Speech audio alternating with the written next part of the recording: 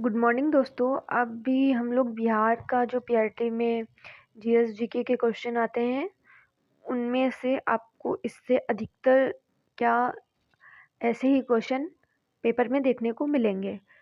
तो इसी तरह के और वीडियोस पाने के लिए इस चैनल को लाइक करें, शेयर करें और सब्सक्राइब भी करें। और इस चैनल पे और भी जीएस के अभी पीआरटी के लिए वीडियोस पड़े हुए हैं, आप वो देख सकते हैं। चलिए आइए स्टार्ट करते हैं आज का अपना सेशन। ये आपका आधुनिक भारत का इतिहास है, बिहार से संबंधित। तो क्वेश्चन है, नील कृषकों की दुर्दशा पर लिखी गई पुस्तक नील दर्पण के लेखक कौन थे? तो नील दर्पण जो पुस्तक है वो नील कृषकों की दुर्दशा पर लिखी गई पुस्तक है, जिसके लेखक हैं दीनबंधु मित्र। बात करते हैं नेक्स्ट क्वेश्चन की। वह प्रथा जिसके तहत किसान स्वयं भूमि का मालिक होता है और सरकार को भू राजस्व के लिए भुगतान के लिए जिम्मेदार माना जाता है, उसे क्या कहा जाता है? तो उसे कहा जाता है रैयतवाड़ी प्रथा। अगला क्वेश्चन है, पागल पंथ की स्थापना किसने की थी? तो पागल पंथ की स्थापना की थी करमशाह ने। क्वेश्चन है नेक्स्ट, फराजी कौन थे? फराजी थे हाजी शरीयतुल्लाह के अनुयायी। अब बात करते हैं नेक्स्ट क्वेश्चन की। फरेजी आंदोलन की शुरुआत किसने की थी? तो फरेजी आंदोलन की शुरुआत की थी हाजी शरीयतुल्लाह ने। हमारा नेक्स्ट क्वेश्चन है, कूका आंदोलन को किसने संगठित किया था? तो कूका आंदोलन को संगठित किया था गुरु राम सिंह ने। बात करते हैं अगले क्वेश्चन की। 1875 के दक्कन के दंगों का तत्कालिक कारण क्या था? तो तत्कालिक कारण था महाजनों के द्वारा ऊंची ब्याज पर। नेक्स्ट क्वेश्चन है हमारा, महाराष्ट्र में रामोसी कृषक जत्था किसने स्थापित किया था? तो महाराष्ट्र में रामोसी कृषक जत्था स्थापित किया था वासुदेव बलवंत फड़के ने। अगला क्वेश्चन है, प्रश्न है हमारा, रामोसी विद्रोह सही रूप में किस भौगोलिक इलाके में हुआ? तो आंसर हो जाएगा पश्चिमी घाट। अगला क्वेश्चन है, बघेरा विद्रोह कहाँ हुआ था? तो बघेरा विद्रोह बड़ौदा में हुआ था। अगला प्रश्न है, मानव बलि प्रथा का निषेध करने के कारण अंग्रेज के विरुद्ध विद्रोह करने वाली जात का क्या नाम था? तो आंसर हो जाएगा खोंड जनजाति। अगला प्रश्न है हमारा,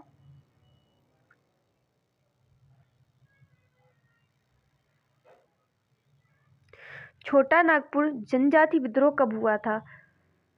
तो इसके बारे में पढ़ लेते हैं। छोटा नागपुर जनजाति विद्रोह के नाम से कोई विद्रोह नहीं हुआ था। अगला कोई प्रश्न है हमारा, 1855 ईस्वी में संथालों ने किस अंग्रेज कमांडर को हराया था? तो मेजर बारो को हराया था। संथालों ने 1855 में किसको हराया था? मेजर बारो को। अगला प्रश्न है, सन 1855 में संथाल विद्रोह का नेतृत्व किसने किया था? तो इसका विद्रोह इस सिद्धो कानो ने संथाल विद्रोह का नेतृत्व 1855 ईस्वी में किया था। हमारा अगला प्रश्न है, मुंडाओं ने विद्रोह कब खड़ा किया? तो मुंडाओं ने विद्रोह 1895 में खड़ा किया था। अगला प्रश्न है, उल गुलान विद्रोह किससे संबंधित है? तो बिरसा मुंडा से संबंधित है। अगला प्रश्न है हमारा, बिरसा मुंडा का कार्यक्षेत्र कौन सा है? तो रांची। बिरसा मुंडा का कार्यक्षेत्र कौन सा है? रांची। अगला प्रश्न है, 1899 से 1900 ईस्वी की मुंडा क्रांति का नेता कौन था? तो आंसर आपको बताना है। इसका आंसर हो जाएगा बिरसा मुंडा। फिर प्रश्न है, बिरसा मुंडा किसके पक्ष में थे? तो बिरसा मुंडा झारखंड के पक्ष में थे। अगला प्रश्न है, 1831 में बुद्धो भगत के नेतृत्व में कोल विद्रोह किस क्षेत्र में हुआ था? तो आंसर हो जाएगा सिंह भूमि। हौज विद्रोह कब हुआ था? हौज विद्रोह 1820 और 21 के दौरान हुआ था। किस स्थान पर आदिवासियों ने अंग्रेजों के खिलाफ विद्रोह किया? तो बिहार। इसमें आंसर कई सारे हो जाएंगे क्योंकि कई जगह पे आदिवासियों ने विद्रोह किए थे। अगला प्रश्न है हमारा, इनमें से किसने अंग्रेजी ईस्ट इंडिया कंपनी के कंट्रोल के खिलाफ बगावत नहीं की? तो हैदराबाद के निजाम ने। अगला प्रश्न है हमारा, बंकिम चंद्र चटर्जी के आनंद मठ में किस विद्रोह का उल्लेख है? तो आंसर हो जाएगा सन्यासी विद्रोह। अगला प्रश्न है, अफगानिस्तान के प्रति आक्रामक नीति किस वायसराय ने अपनाई थी? तो आंसर हो जाएगा लिटन ने। लिटन ने अफगानिस्तान के प्रति आक्रामक नीति अपनाई थी। अगला प्रश्न है हमारा, 1878 का वर्नाक्यूलर प्रेस एक्ट किसने रद्द किया था? तो आंसर हो जाएगा रिपन ने 1878 का वर्नाक्यूलर प्रेस एक्ट रद्द किया था। अब बात करते हैं अगले प्रश्न की। तो अगला प्रश्न है हमारा, स्थायी बंदोबस्त किसके साथ किया गया? तो आंसर होगा जमींदारों के साथ स्थायी बंदोबस्त किया गया। अगला प्रश्न है हमारा, बिहार में परमानेंट सेटलमेंट लागू करने का कारण क्या था? तो आंसर हो जाएगा भू राजस्व का राजस्व निर्णय करना। अगला प्रश्न है हमारा, रैयतवाड़ी व्यवस्था सर्वप्रथम कहाँ लागू हुई थी? तो मद्रास में लागू हुई थी। अगला प्रश्न है, किस सन में बंगाल और बिहार में भूमि पर किराएदारों के अधिकारों को बंगाल किराएदारी अधिनियम द्वारा दिया गया था? फिर से सुन लीजिए प्रश्न, बंगाल और बिहार में भूमि किराएदारों के अधिकारों को बंगाल किराएदारी अधिनियम द्वारा कब दिया गया था? तो 1885 में दिया गया था। अगला प्रश्न है, सत्यार्थ प्रकाश किसके द्वारा रचित है? तो स्वामी दयानंद सरस्वती के द्वारा रची गई है। अगला प्रश्न है, अमृत बाजार पत्रिका किससे की स्थापना किसने की थी?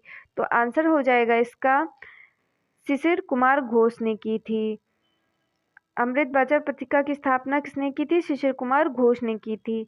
अगला प्रश्न है, निम्न अखबारों में से कौन सा मुख्यतः उदारवादियों की नीति का प्रचारक था? तो आंसर हो जाएगा लीडर। क्वेश्चन नंबर नेक्स्ट, 19वीं शताब्दी के धर्म एवं सुधार आंदोलनों ने जनसंख्या के किस वर्ग को मुख्यतः आकर्षित किया? तो आंसर हो जाएगा आपका बुद्धिजीवियों और नगर उच्च जातियों ने और निर्धन सर्वसाधारण वर्ग ने, इन तीनों ने 19वीं शताब्दी के धर्म समाज सुधार आंदोलनों ने जनसंख्या के इस वर्ग को मुख्यतः आकर्षित किया था।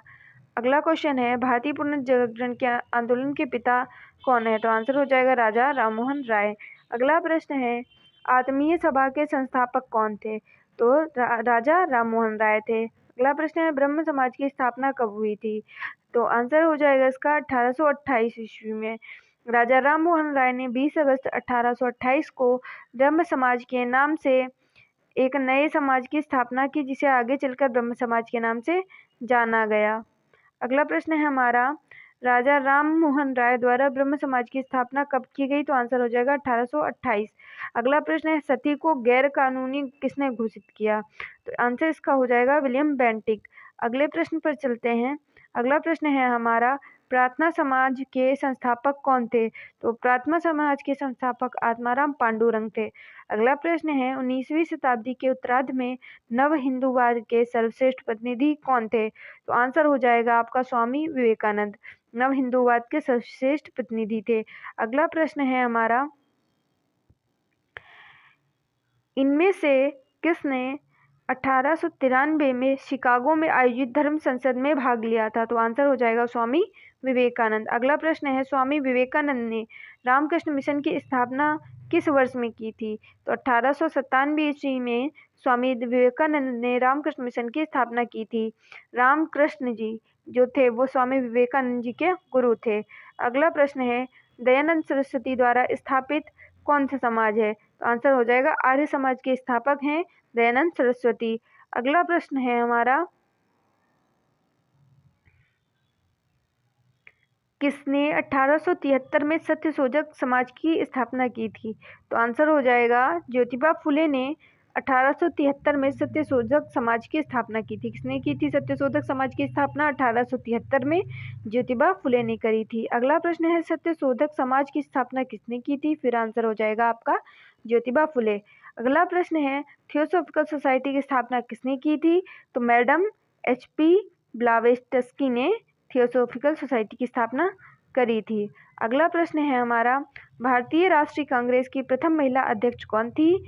तो भारतीय राष्ट्रीय कांग्रेस की प्रथम महिला अध्यक्ष थी आपकी श्रीमती एनी बेसेंट। अगला प्रश्न है, भारतीय राष्ट्रीय कांग्रेस की प्रथम महिला अध्यक्ष कौन थी? तो आंसर हो जाएगा एनी बेसेंट। अगला प्रश्न है हमारा, भारत में नारी आंदोलन किसकी प्रेरणा से प्रारंभ हुआ? तो ज्योतिबा फुले की प्रेरणा से नारी आंदोलन स्टार्ट हुआ। आगे अगला प्रश्न है, प्रार्थना समाज, यंग इंडिया, लोक हितवादी, सत्यशोधक समाज, रहनुमाई मजदेवसन सभा के लिए निम्न विकल्पों में से संयोजन पहचानिए। तो आंसर आपका क्या हो जाएगा? आंसर हो जाएगा आपका बी नंबर। तो बी नंबर में है आपका आंसर। ध्यान से सुनिएगा, ये बहुत इंपॉर्टेंट है क्वेश्चन, ये आपसे प्रश्न भी पूछ सकता है पीपीएससी।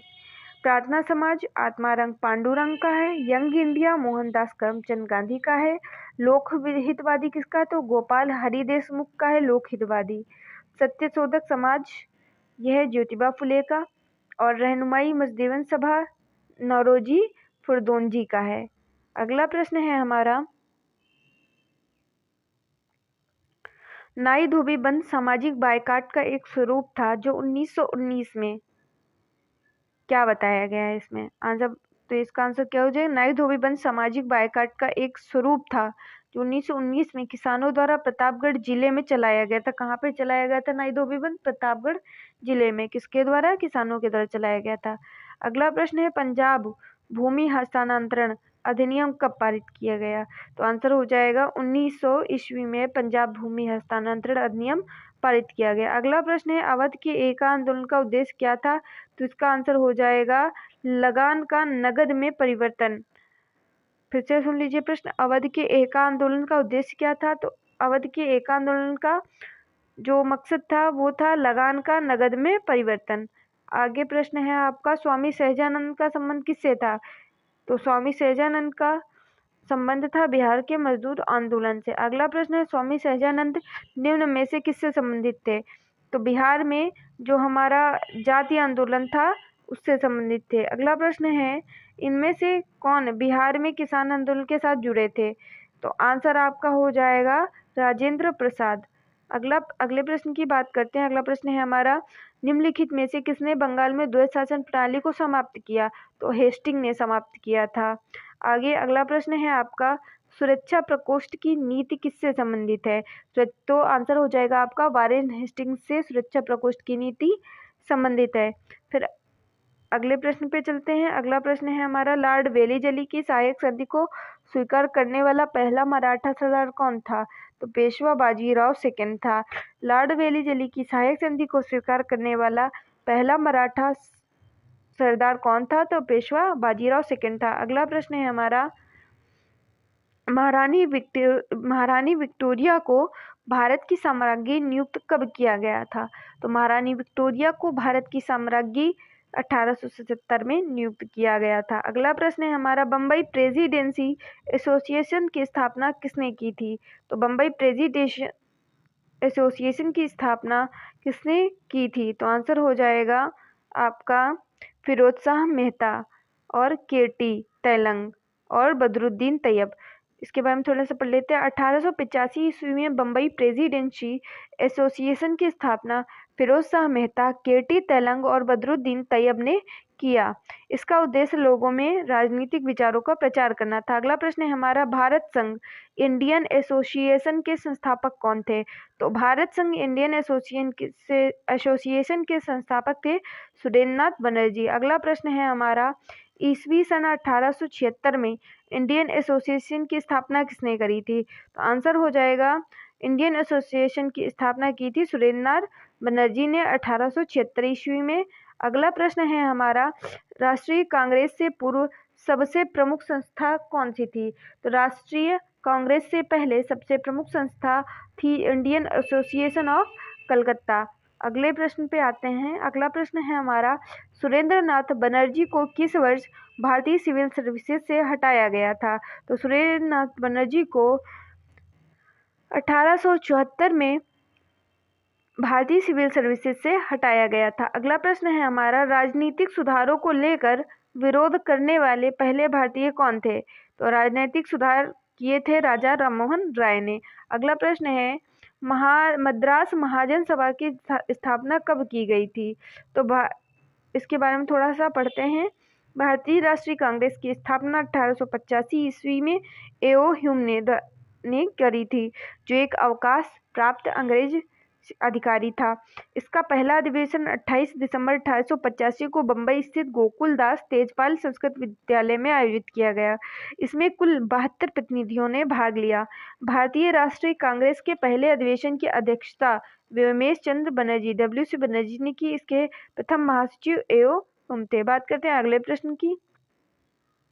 भारतीय राष्ट्रीय कांग्रेस की स्थापना कब की गई? तो आपको पता है 1885 ईस्वी में। भारतीय राष्ट्रीय कांग्रेस की स्थापना किसने की थी? तो A.O. ह्यूम ने करी थी। अगला बात करते हैं अगले प्रश्न की। तो अगला प्रश्न है हमारा, भारतीय राष्ट्रीय कांग्रेस के संस्थापक A.O. ह्यूम है। अगला प्रश्न, भारतीय राष्ट्रीय कांग्रेस के संस्थापक थे वो क्या थे? A.O. ह्यूम क्या थे? असैनिक सेवक थे। बात करते हैं अगले प्रश्न की। अगला प्रश्न है हमारा, भारतीय राष्ट्रीय कांग्रेस के दूसरे अधिवेशन की अध्यक्षता किसने की थी? तो आंसर हो जाएगा दादा भाई नौरोजी ने। दादा भाई नौरोजी ने भारतीय राष्ट्रीय कांग्रेस के दूसरे अधिवेशन की अध्यक्षता की थी। बात करते हैं अगले प्रश्न की। तो महात्मा गांधी ने भारतीय राष्ट्रीय कांग्रेस के किस अधिवेशन की अध्यक्षता की थी? तो आंसर हो जाएगा 1924। इसके बारे में पढ़ते हैं। दिसंबर 1924 में बेलगांव में कांग्रेस का अधिवेशन हुआ था। कौन सा था? 39वां वार्षिक अधिवेशन की अध्यक्षता महात्मा गांधी ने की थी। हुआ कब था? बेलगांव में हुआ था, 1924 में हुआ था। इस अधिवेशन में एक प्रस्ताव द्वारा यह निश्चित किया गया कि गांधी जी के रचनात्मक कार्यों पर बल दिया जाए। इसी अधिवेशन में गांधीदास समझौते को अनुमोदित किया गया था। याद रखिएगा, प्रश्न इंपॉर्टेंट है। अगला प्रश्न है, इंडियन नेशनल कांग्रेस के प्रथम भारतीय महिला अध्यक्ष कौन थी? तो आंसर हो जाएगा सरोजनी नायडू। अब क्वेश्चन इसमें पढ़िएगा, प्रथम भारतीय महिला पूछा है तो आंसर क्या होगा? सरोजनी नायडू। बात करते हैं अगले प्रश्न की। अगला प्रश्न है हमारा, भारतीय राष्ट्रीय कांग्रेस का 27वां अधिवेशन किस स्थान पर हुआ? तो आंसर हो जाएगा बांकीपुर। अगला प्रश्न है, पुस्तक poverty and un British rule in India किसने लिखी? तो आंसर क्या हो जाएगा आपका? दादा भाई नौरोजी। दादा भाई नौरोजी ने poverty and un British rule in India लिखा था। किसने कहा था? कांग्रेस आंदोलन ना तो लोगों द्वारा प्रेरित था, ना ही यह उनके द्वारा सोचा या योजनाबद्ध किया गया था। तो आंसर हो जाएगा, ये बात कही थी सर सैयद अहमद ने। फिर से सुन लीजिए, सर सैयद अहमद ने कहा था कांग्रेस आंदोलन ना तो लोगों द्वारा प्रेरित था, न ही यह उनके द्वारा सोचा या योजनाबद्ध किया गया था। बात करते हैं अगले प्रश्न की। तो अगला प्रश्न है, मुझे विश्वास है कि कांग्रेस अपने विनाश की तरफ जा रही है और मेरी यह बड़ी इच्छा भारत में रहते होगी कि इसके शांतिप्रिय निधन के लिए इसका सहायक बनूं। ये किसने लिखा? तो आंसर हो जाएगा आपका लॉर्ड कर्जन। अब बात करते हैं अगले प्रश्न की।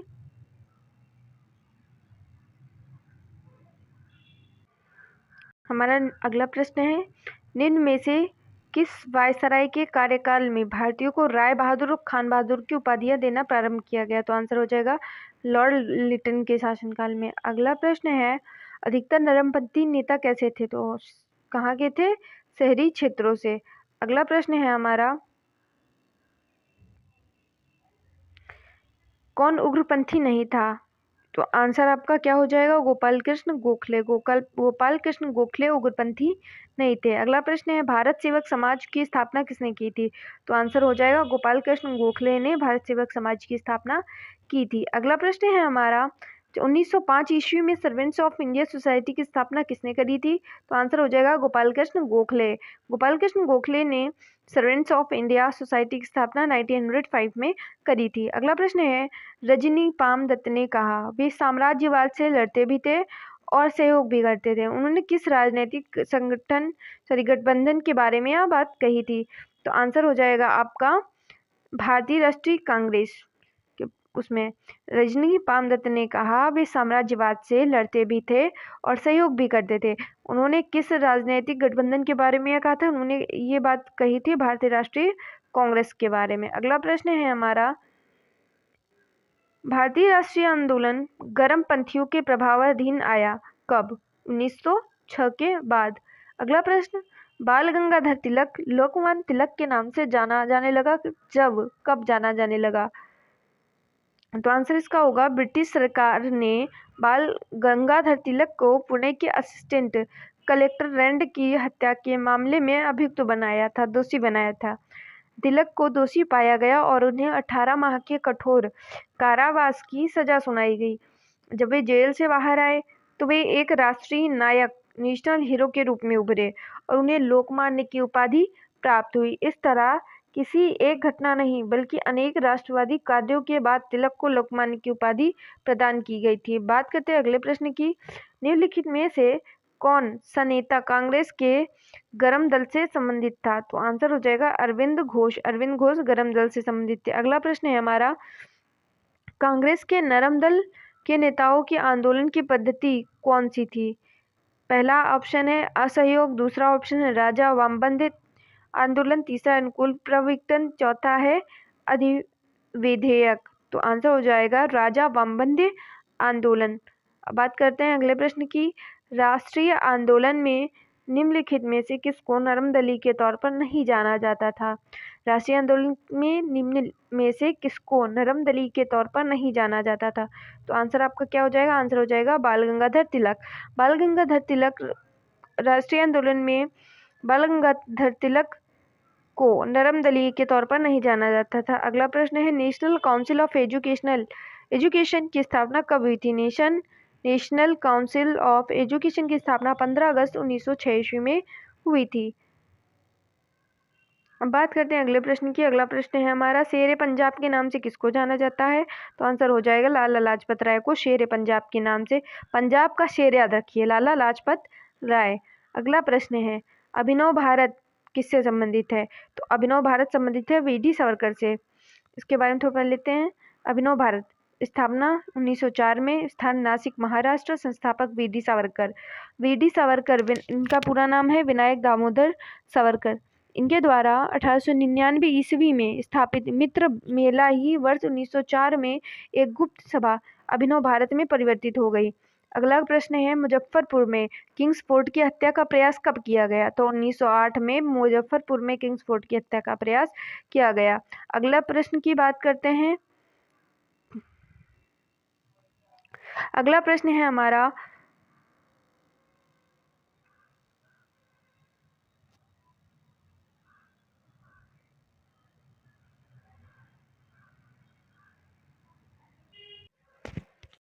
अगला प्रश्न है हमारा, स्वराज मेरा जन्मसिद्ध अधिकार है, मैं इसे पाकर रहूंगा। तो ये किसने कहा था? ये कहा था बाल गंगाधर तिलक ने। हमारा अगला प्रश्न है, स्वराज मेरा जन्मसिद्ध अधिकार है, मैं इसे लेकर ही रहूंगा, किसने कहा था? तो बाल गंगाधर तिलक ने कहा था। अगला प्रश्न, भारतीय क्रांति की जननी किसे कहा जाता है? तो मैडम भीकाजी रुस्तम कामा को भारतीय क्रांति की जननी कहा जाता है। अगला प्रश्न है, बंग भंग के बाद कौन सा आंदोलन शुरू हुआ? तो बंग भंग के बाद आंदोलन कौन सा शुरू हुआ था? स्वदेशी आंदोलन शुरू हुआ था। अगला प्रश्न है, लंदन में इंडिया हाउस के संस्थापक कौन थे? तो आंसर हो जाएगा श्यामजी कृष्ण वर्मा लंदन में इंडिया हाउस के संस्थापक थे। अगला प्रश्न, मैडम भीकाजी कामा ने 1907 में प्रथम तिरंगा ध्वज कहाँ फहराया था? तो आंसर हो जाएगा स्टुटगार्ट में। इसके अगला प्रश्न है हमारा, मैडम कामा ने भारत के त्रिरंगी स्वतंत्रता ध्वज को कहाँ फहराया था? तो स्टुटगार्ट में। अगला प्रश्न है हमारा,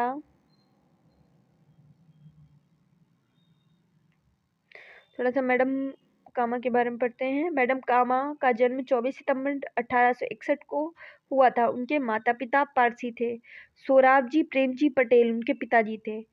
उनका विवाह रुस्तम के आर कामा से हुआ, जो वकील और सामाजिक कार्यकर्ता थे। मैडम कामा ने राष्ट्रीय आंदोलन के महान अग्रणी भारतीय नेता दादा भाई नौरोजी के निजी सचिव के रूप में सेवा की। बाद में वे कुछ देशभक्त विद्यार्थियों यूरोपियन बौद्धिक लोगों के संपर्क में आकर स्वतंत्रता आंदोलन से जुड़ गईं। 22 अगस्त 1907 को जर्मनी के स्टुटगार्ट में आयोजित अंतर्राष्ट्रीय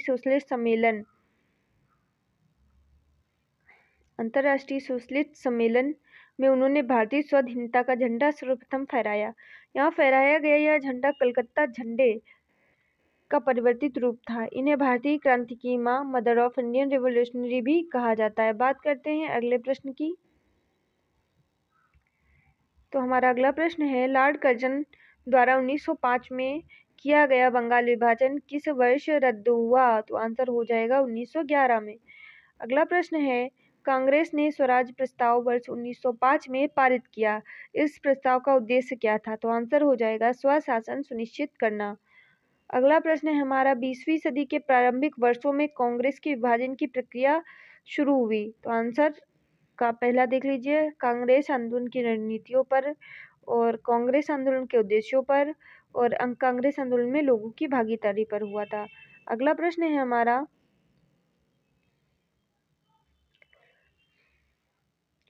मुसलमान यदि खुश और संतुष्ट हैं तो भारत में ब्रिटिश शक्ति का महत्तम बचाव होगा। ये किसने कहा था? तो आंसर है डब्ल्यू हंटर ने कहा था। अगला प्रश्न, किस वर्ष हिंदुस्तान रिपब्लिकन एसोसिएशन की स्थापना हुई? तो आंसर हो जाएगा 1924। 1924 में हिंदुस्तान रिपब्लिकन एसोसिएशन की स्थापना की गई। अगला प्रश्न, बंगाल विभाजन की घोषणा कब हुई? तो 19 जुलाई 1905 को बंगाल विभाजन की घोषणा हुई थी। अगला प्रश्न, करजन वायली की हत्या के आरोप में किसे मृत्युदंड दिया गया था? तो आंसर हो जाएगा आपका answer number A, Madanlal Dhingra को। करजन वायली की हत्या 1 जुलाई 1909 को लंदन में मदनलाल धिंगरा ने गोली मारकर की। वायली भारत मंत्री के एक बॉडीगार्ड के रूप में नियुक्त थे। 17 अगस्त 1909 को मदनलाल धिंगरा को फांसी की सजा दी गई। अगला प्रश्न, मार्टेन्ग्यू चेम्सफोर्ड की रिपोर्ट कब आई? तो आंसर हो जाएगा भारत सरकार अधिनियम 1919 के आधार पर मार्टेन्ग्यू चेम्सफोर्ड रिपोर्ट प्रस्तुत हुई। न्यू लैंप फॉर ओल्ड लेख श्रृंखला में सर्वहारा वर्ग के साथ संपर्क से बाहर होने के लिए कांग्रेस की आलोचना की गई थी, किसके द्वारा? अरविंद घोष के द्वारा। अगला प्रश्न, काकोरी ट्रेन डकैती कांड में किन क्रांतिकारियों को फांसी की सजा दी गई?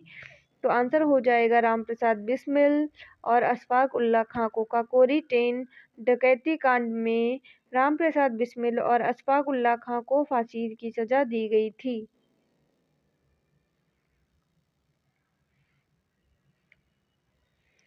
हमारा अगला प्रश्न है,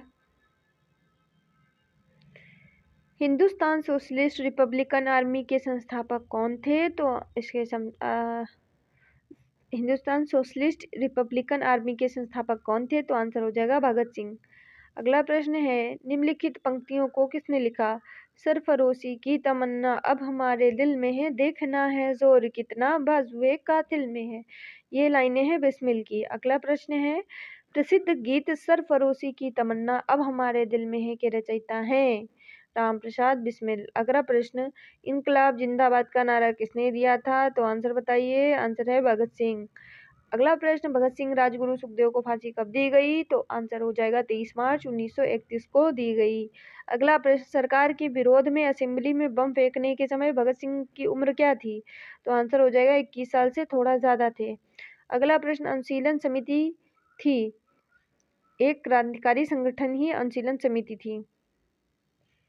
अगला प्रश्न है, चिटगांव शस्त्र छापामारी की योजना किसने बनाई थी? तो आंसर हो जाएगा सूरसेन ने चिटगांव शस्त्र छापामारी की योजना बनाई थी। अगला प्रश्न है हमारा, 1913 ईस्वी में पटना में अनुशीलन समिति की एक शाखा किसने स्थापित की थी? तो अनुशीलन समिति की स्थापना की थी सचिंद्र सैनाल ने।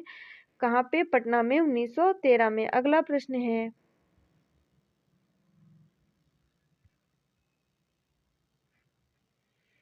और अगला प्रश्न है, चटगांव शस्त्र धावे से कौन संबंधित है? तो आंसर हो जाएगा सूर्यसेन।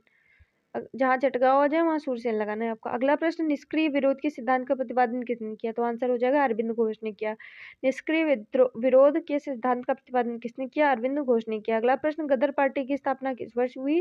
तो 1913 में हुई। अगला प्रश्न, गदर क्रांति छिड़ने का सबसे महत्वपूर्ण कारण क्या था? तो आंसर हो जाएगा प्रथम महायुद्ध का शुरू होना। अगले प्रश्न की बात करते हैं, इंडिया फॉर इंडियंस किताब किसने लिखी है? तो CR दास ने लिखी है। अगला प्रश्न, स्वराज आम जनता के लिए होना चाहिए, केवल वर्गों के लिए नहीं, के प्रसिद्ध सूत्र की घोषणा किसने की थी? CR दास ने की थी। अगला प्रश्न, किसने कहा था स्वराज मेरा जन्मसिद्ध था? इसको कहा था बाल गंगाधर तिलक ने। अगला प्रश्न, गदर पार्टी की स्थापना कहाँ पर हुई थी? तो आंसर हो जाएगा संयुक्त राज्य अमेरिका में। अब बात करते हैं अगले प्रश्न की। तो अगला प्रश्न है हमारा, अनहैप्पी इंडिया पुस्तक के लेखक कौन है? तो लाला लाजपत राय हैं। अगला प्रश्न, निम्नलिखित में से किस नेता ने 1906 में कलकत्ता कांग्रेस अधिवेशन की अध्यक्षता की थी? तो आंसर हो जाएगा दादा भाई नौरोजी ने 1906 में कलकत्ता कांग्रेस अधिवेशन की अध्यक्षता की थी। अगला प्रश्न, निम्नलिखित में से किसने ऑल इंडिया मुस्लिम लीग की स्थापना करी? तो आंसर हो जाएगा सलीमुल्लाह खान ने। नवाब सलीमुल्लाह खान ने ऑल इंडिया मुस्लिम लीग की स्थापना करी थी। अगला प्रश्न है, अगला प्रश्न है 1906 में मिंटो से शिमला में मिले मुसलमानों के शिष्टमंडल ने प्रार्थना की। क्या प्रार्थना की? तो आंसर हो जाएगा मुसलमानों के लिए एक पृथक निर्वाचन वर्ग की। अगला प्रश्न है, निम्न में से किस अधिनियम ने भारत में पृथक निर्वाचन मंडल का आरंभ किया? तो आंसर हो जाएगा भारतीय परिषद अधिनियम 1909। पृथक निर्वाचन मंडल कब आरंभ किया गया? भारतीय परिषद अधिनियम 1909 के द्वारा। अगला प्रश्न है, निम्नलिखित में किसका योगदान होम रूल लीग की स्थापना में नहीं था? तो आंसर हो जाएगा अल्काट। अगला प्रश्न बात करते हैं, तो अगला प्रश्न है हमारा, किस अधिवेशन में होम रूल समर्थक अपनी राजनीतिक शक्ति का सफलतापूर्वक प्रदर्शन कर सके? आंसर हो जाएगा कांग्रेस का 1916 का लखनऊ अधिवेशन में होम रूल समर्थक अपनी राजनीतिक शक्ति का सफलतापूर्वक प्रदर्शन कर सके। अगली प्रश्न है हमारा, शिक्षा में सुधार हेतु ब्रिटिश सरकार ने सैडलर विश्वविद्यालय आयोग कब नियुक्त किया?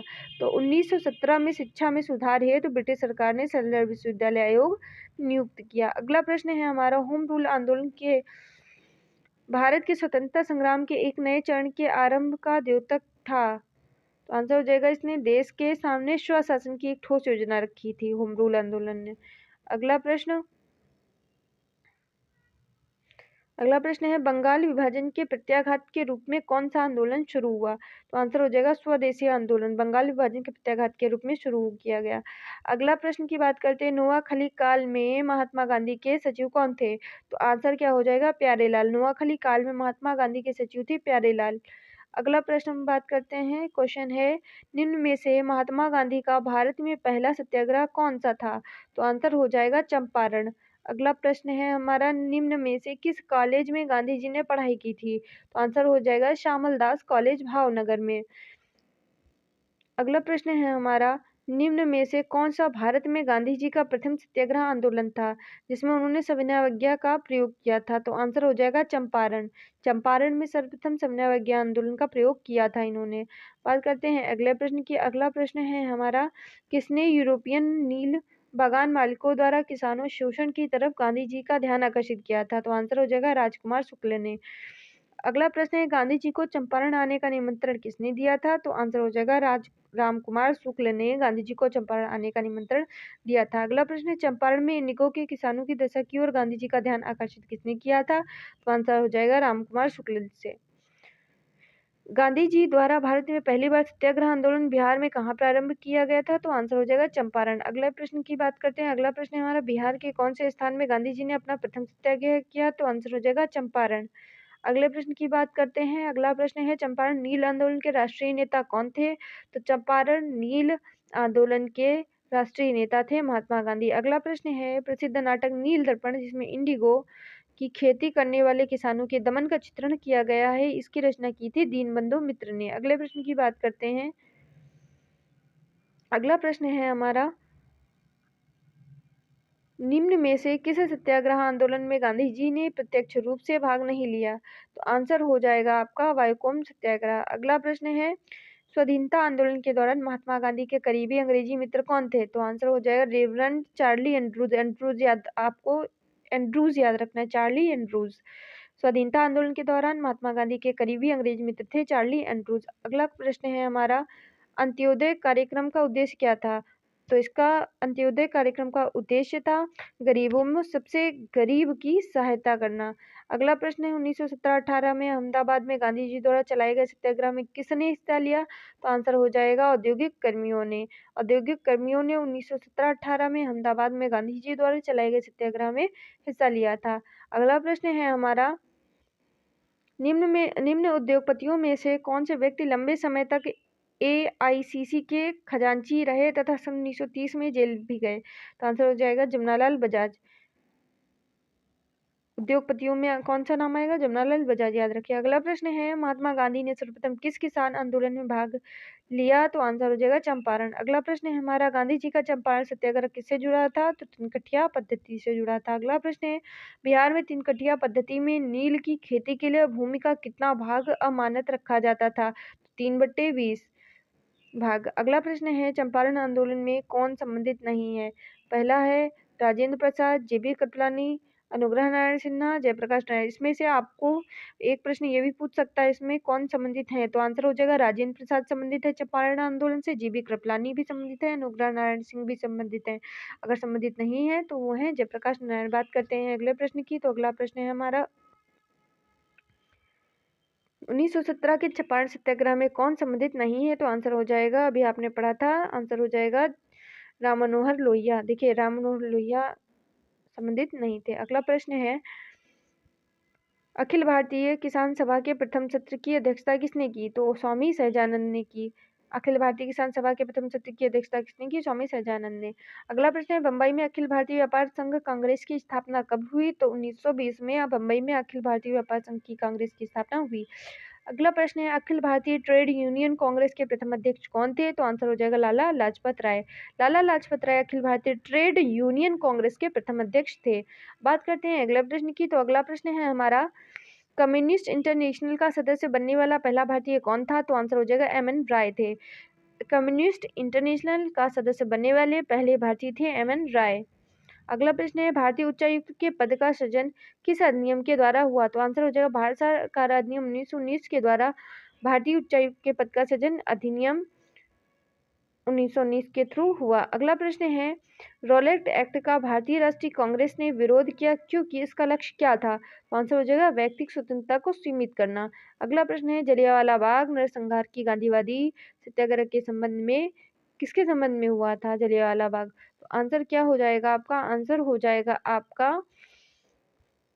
Rowlatt act. आंसर क्या हो जाएगा आपका? रॉलेट एक्ट सत्याग्रह के उसमें। अगला प्रश्न है हमारा, रॉलेट एक्ट भारत में लागू कब किया गया था? तो आंसर हो जाएगा 1919 में।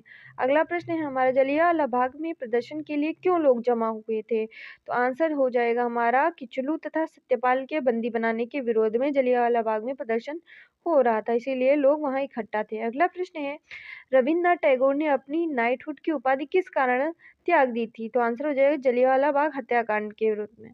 अगला प्रश्न है हमारा, लंदन में 13 मार्च 1940 को सर माइकल ओ डायर को गोली से मारा गया, किसने मारा था? तो ऊधम सिंह ने मारा था। लंदन में 13 मार्च 1940 को सर माइकल ओ डायर की हत्या की थी ऊधम सिंह ने, 13 मार्च 1940 को। अगला प्रश्न है हमारा, वर्ष 1919 में भारतीय इतिहास से संबंधित कौन है? तो आंसर हो जाएगा जलियांवाला बाग त्रासदी से। अगला प्रश्न है हमारा, अमृतसर के जलियांवाला बाग में भीड़ का दमन हुआ कब? तो 13 अप्रैल 1919। याद रखिएगा, जलियांवाला बाग हत्याकांड 13 अप्रैल 1919 को हुआ था।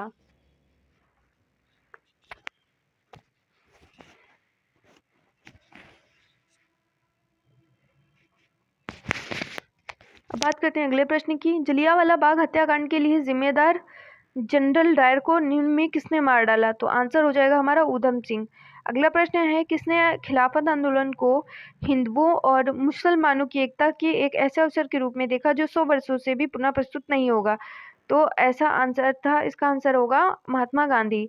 अगले प्रश्न की बात करते हैं, 1920 की खिलाफत कमेटी की सभा जिसने गांधी को असहयोग आंदोलन के नेतृत्व को संभालने का अनुरोध किया था, वह किस शहर में हुआ था? आंसर हो जाएगा आपका इलाहाबाद। 1920 की खिलाफत कमेटी की सभा जिसने गांधी को असहयोग आंदोलन के नेतृत्व को संभालने का अनुरोध किया था, वो हुआ था इलाहाबाद शहर में। अगले प्रश्न की बात करते हैं हम। तो अगला प्रश्न है हमारा, गांधी के असहयोग आंदोलन में लोगों को शराब से परहेज करने का आग्रह किया गया, फलस्वरूप सरकार के राजस्व में भारी कमी आई। एक प्रदेश की सरकार ने लोगों को फिर से शराब पीने के लिए प्रेरित करने के लिए प्रमुख व्यक्तियों की एक सूची प्रसारित की जो शराब पीते थे। उस प्रदेश का नाम क्या है? उस प्रदेश का नाम है बिहार। अगला प्रश्न है, महात्मा गांधी ने खिलाफत आंदोलन का समर्थन क्यों किया?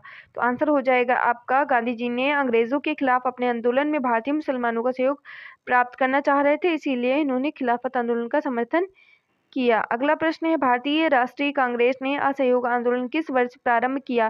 तो आंसर हो जाएगा आपका 1920 में असहयोग आंदोलन प्रारंभ किया। अगले प्रश्न की बात करते हैं। तो अगला प्रश्न है हमारा, गांधी जी ने असहयोग आंदोलन कब प्रारंभ किया? तो 1920 में। अगला प्रश्न है हमारा, किस क्षेत्र में राहुल सांकृत्यायन 1920 के असहयोग आंदोलन में सक्रिय थे? तो छपरा में राहुल सांकृत्यायन कात्यायन 1920 के असहयोग आंदोलन में कहाँ सक्रिय थे? तो छपरा में सक्रिय थे। अगला प्रश्न है हमारा, किस घटना के बाद महात्मा गांधी ने असहयोग आंदोलन को अपनी हिमालय जैसी भूल बताई थी? तो आंसर है चौरा चौरी कांड में। चौरा चौरी कांड घटना के बाद महात्मा गांधी ने असहयोग आंदोलन को अपना हिमालय जैसी भूल बताई थी। अगला प्रश्न है हमारा, असहयोग आंदोलन के दौरान किसने पटना कॉलेज छोड़ा जबकि उसकी परीक्षा के केवल 20 दिन ही बचे थे? तो आंसर हो जाएगा जयप्रकाश नारायण। अगला प्रश्न है 1921 के मोपला आंदोलन की जो शाखा थी, तो किसकी शाखा थी मोपला आंदोलन? आंसर होगा खिलाफत आंदोलन। अगला प्रश्न है 1920-22 के असहयोग आंदोलन के दौरान बिहार में प्रचलित मान्यताओं में से एक यह थी कि उनकी जीत होगी। क्यों? क्योंकि अंग्रेजों को हराने का तरीका पता था। अगला प्रश्न है, साराबंदी आंदोलन 1922 किसके नेतृत्व में प्रारंभ हुआ था? तो आंसर हो जाएगा सरदार वल्लभ भाई पटेल के नेतृत्व में साराबंदी आंदोलन 1922 में प्रारंभ हुआ था। अगला प्रश्न है 1921 का मोपला विद्रोह कहाँ हुआ था? तो आंसर हो जाएगा केरल में हुआ था। केरल में मोपला विद्रोह 1921 में हुआ था। अगला प्रश्न है, किस घटना के कारण गांधी जी ने असहयोग आंदोलन नॉन कॉर्पोरेशन मूवमेंट वापस लिया था? तो आंसर हो जाएगा चौरा चौरी कांड। आज के लिए इतने ही प्रश्न। आगे के प्रश्नों को देखने के लिए हमारे चैनल को लाइक करें, शेयर करें, सब्सक्राइब करें। ऐसे ही यूपीपी और आरओ एवं हिंदी विषय, हिंदी, जीएस, मैथ्स, इंग्लिश और जो जितने भी आपके कॉम्पिटिटिव एग्जाम्स आते हैं उनके लिए हर विषय, जितने भी विषय आने हैं आपके कॉम्पिटिटिव एग्जाम्स में, उनके सारे वीडियोस यहाँ पे अपलोड किए जाते हैं। आप इन वीडियोस को देखने